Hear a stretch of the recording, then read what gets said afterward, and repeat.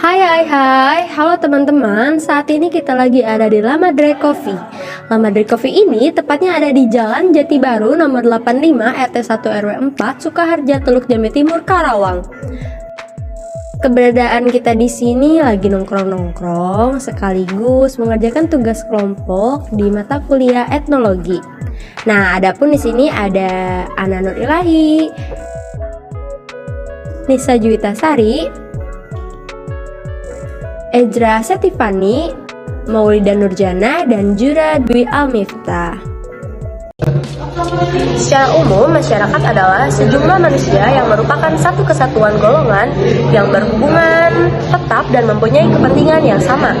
Seperti sekolah, keluarga, kumpulan, negara, semua adalah masyarakat.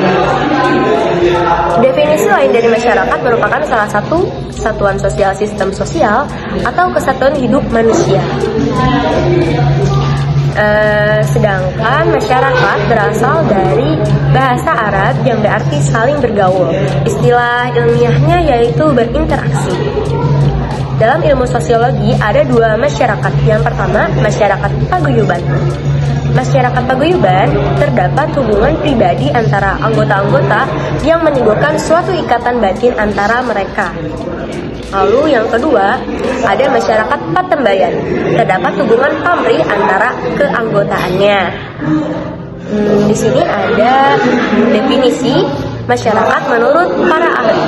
Yang pertama, menurut Selo Sumarjan, masyarakat adalah orang yang hidup bersama yang menghasilkan kebudayaan.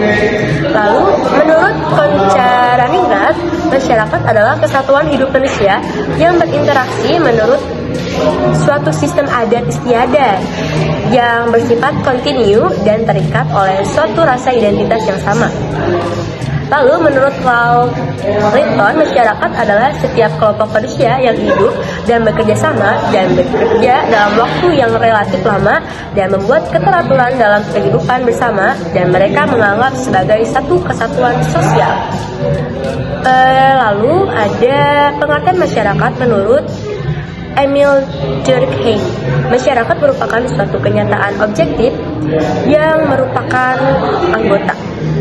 Yang terakhir, pengertian masyarakat menurut Paul merupakan kumpulan manusia yang relatif mandiri, hidup bersama-sama dalam waktu cukup lama di wilayah tertentu dan mempunyai budaya yang sama. Oke guys, kita lanjut ke pembahasan berikutnya, yaitu tentang ciri-ciri masyarakat. Seperti yang kita tahu, masyarakat memiliki ciri-ciri tertentu seperti yang dikemukakan oleh Sujono Sukanto. Yang pertama, manusia yang hidup berkelompok. Ciri khas kehidupan kelompok yang pertama ada pembagian kerja tetap, kemudian ketergantungan antar individu, kerjasama antar individu, komunikasi antar individu, dan yang kelima diskriminasi antar individu warga dan individu luarnya. Yang kedua, adanya melahirkan kebudayaan.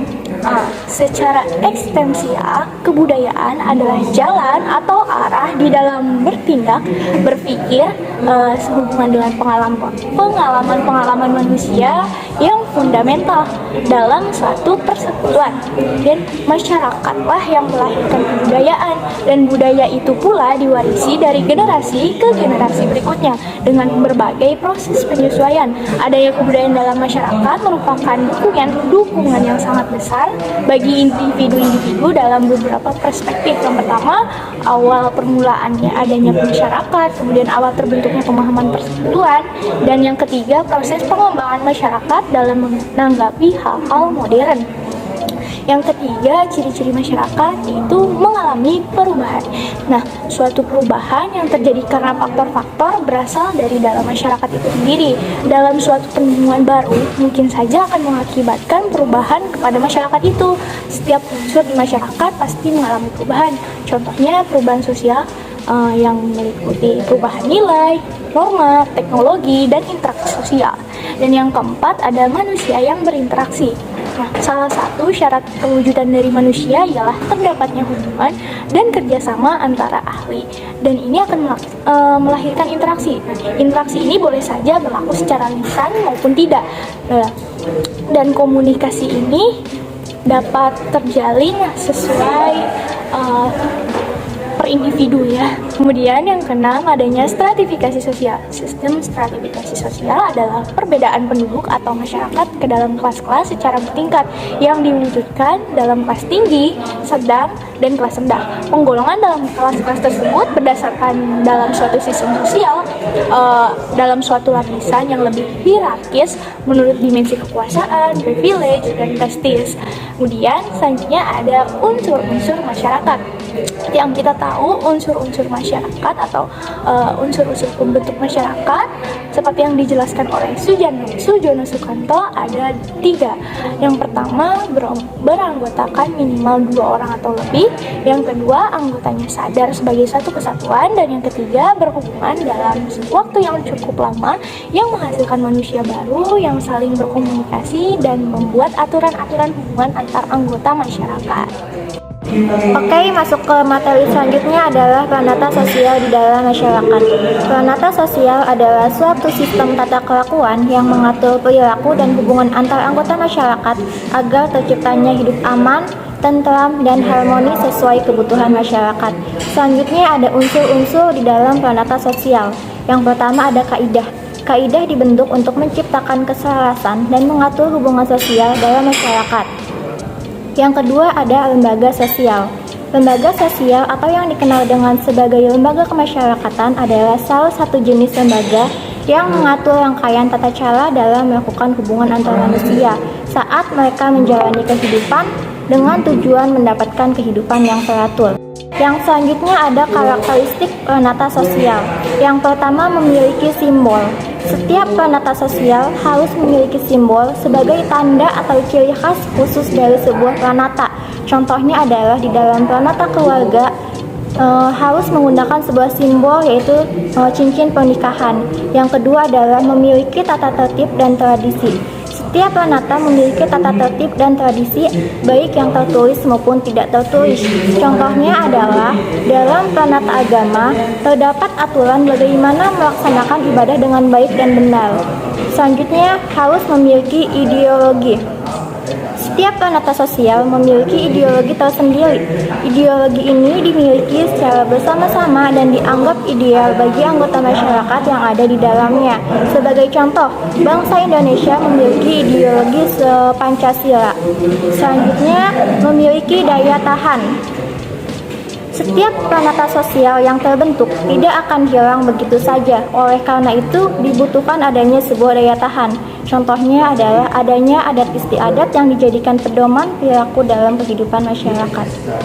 Kemudian ada memiliki usia yang lebih lama. Setiap pranata sosial pada umumnya memiliki usia yang lebih lama daripada usia manusia. Contohnya adalah pranata keluarga yang masih adanya sistem perjodohan yang sudah ada sejak nenek moyang kita dahulu. Selanjutnya ada macam-macam pranata sosial. Yang pertama ini ada domestic institution, contohnya itu perkawinan, tolong-menolong antar kerabat, pengasuhan anak, ataupun sopan santun. Yang kedua ini adalah economic institution, contohnya pertanian, perbankan, pergudangan, dan lain-lain. Yang ketiga ini ada educational institution, contohnya pemberantasan buta huruf, majelis taklim, perpustakaan umum, maupun pers. Kemudian selanjutnya ada Aesthetic and Reflection Institution. Contohnya ini adalah seni rupa, seni suara, seni drama, dan olahraga. Yang selanjutnya ada Religious Institution. Contohnya ini adalah penyiaran agama, ilmu dukun, dan bertapa. Dan ada Political Institution. Contohnya ini ada pemerintahan, kehakiman, kepartaian, dan kepolisian. Dan yang terakhir ada Somatic Institution, contohnya ini adalah mengenai di bidang kesehatan yaitu kedokteran.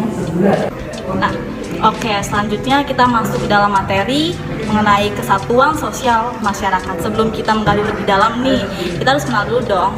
Kesatuan sosial itu apa sih? Nah, kesatuan sosial berarti unsur studi dalam kemasyarakatan yang diberi batasan tertentu dan yang secara relatif bersifat konstan seperti individu, keluarga, serta taraf hidup.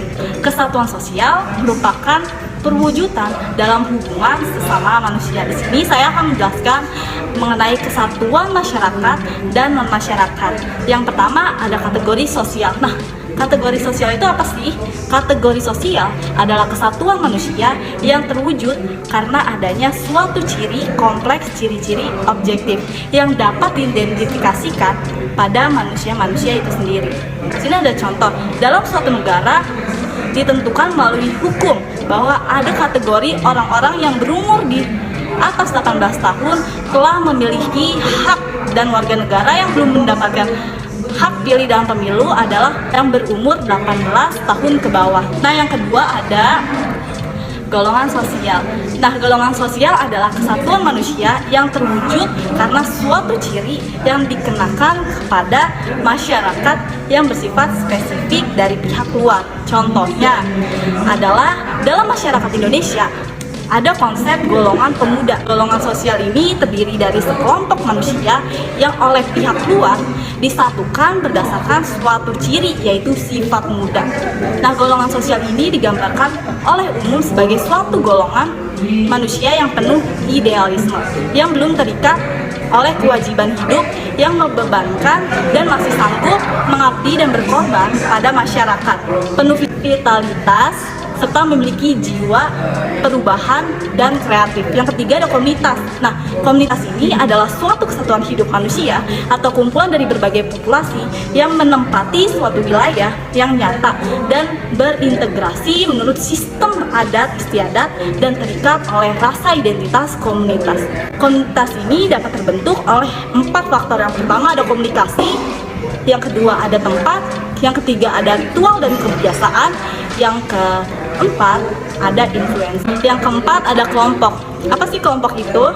Kelompok adalah sekumpulan orang yang mempunyai tujuan bersama, yang berinteraksi satu dengan yang lain untuk mencapai tujuan bersama, mengenal satu dengan yang lain, dan memandang mereka sebagai bagian dari kelompok tersebut. Nah, pengertian tersebut menurut Mulyana 2007. Kelompok dikatakan sebagai masyarakat karena memenuhi syarat-syarat, yaitu sistem interaksi antara para anggota dengan adat istiadat serta sistem norma yang mengatur interaksi itu, dengan adanya kontinuitas serta dengan adanya rasa identitas yang mempersatukan semua anggota manusia. Nah, yang terakhir nih ada perkumpulan. Perkumpulan adalah sekumpulan orang yang didirikan untuk mewujudkan kesamaan maksud dan tujuan tertentu. Misalnya, suatu perkumpulan dagang, koperasi, suatu persaudaraan, atau suatu perusahaan, dan sebagainya. Contoh dari perkumpulan tersebut antara lain seperti ikatan, lembaga swadaya masyarakat, ormas, serta himpunan. Nah, perkumpulan berbadan hukum seperti yayasan, persaudaraan terbatas. Selanjutnya ada asas-asas pergaulan dalam kehidupan kesatuan sosial masyarakat. Menurut ahli filsafat Spencer, yaitu ada asas egoisme. Asas egoisme ini mengutamakan kepentingan diri sendiri di atas kepentingan orang lain. Serta ada asas altruisme. Asas ini mengutamakan hidup berbakti untuk kepentingan lain, seperti kelompok. Di sini saya akan menyampaikan materi yang terakhir, yaitu manusia sebagai pengemban amanah dalam masyarakat. Manusia adalah makhluk yang sangat sempurna dari makhluk-makhluk yang lainnya. Makhluk yang sangat spesial, makhluk yang bersifat nyata dan mempunyai akal pikiran dan nafsu yang diberikan Tuhan untuk berpikir, mencari kebenaran, mencari ilmu pengetahuan, membedakan mana yang baik atau buruk, dan hal lainnya. Karena begitu banyak kesempurnaan yang dimiliki manusia, manusia tidak terlepas dari tugas mereka sebagai pengemban amanah dalam masyarakat di bumi ini. Manusia di dunia ini adalah sebagai wakil Tuhan, sebagai pewaris di muka bumi. Manusia adalah pemikul amanah yang semula ditawarkan pada langit, bumi, dan gunung yang semuanya enggan menerimanya, serta menjadi pemimpin atas diri sendiri, keluarga, dan masyarakat. Semuanya itu merupakan atribut dari fungsi manusia sebagai pengemban amanah atau khalifah di muka bumi. Secara universal, tujuan hidup manusia adalah memperoleh kebahagiaan dunia dan akhirat. Kebahagiaan itu sendiri sangat relatif, sehingga masing-masing orang akan berbeda dalam memaknai arti bahagia itu sendiri. Ada yang menilai kekayaan harta benda sebagai sumber kebahagiaan hidup. Ada juga yang menilai menitik beratkan pada keindahan, pengetahuan, kesusilaan, kekuasaan, budi pekerti, kesolehan hidup, keagamaan, dan sebagainya. Namun sesungguhnya tugas utama manusia sendiri bukan mencari sebuah kebahagiaan. Secara tidak langsung manusia hanya menjalankan fungsi haknya dibandingkan dengan menjalankan fungsi kewajibannya. Karena jika kita ingat bahwa manusia mempunyai status sebagai makhluk dan bagian dari alam, ia juga mempunyai tugas sebagai khalifah atau pengemban amanah atau penguasa di muka bumi ini. Dengan pengertian bahwa manusia itu dibebani tanggung jawab dan anugerah kekuasaan untuk mengatur dan membangun dunia ini dalam berbagai segi kehidupan bermasyarakat, dan sekaligus menjadi saksi dan bukti atas kekuasaan Tuhan di alam semesta ini. Tugas kekhalifahan ini bagi manusia merupakan tugas suci karena merupakan amanah dari Tuhan. Maka menjalankan tugas sebagai khalifah di bumi merupakan pengabdian atau ibadah kepada Tuhan.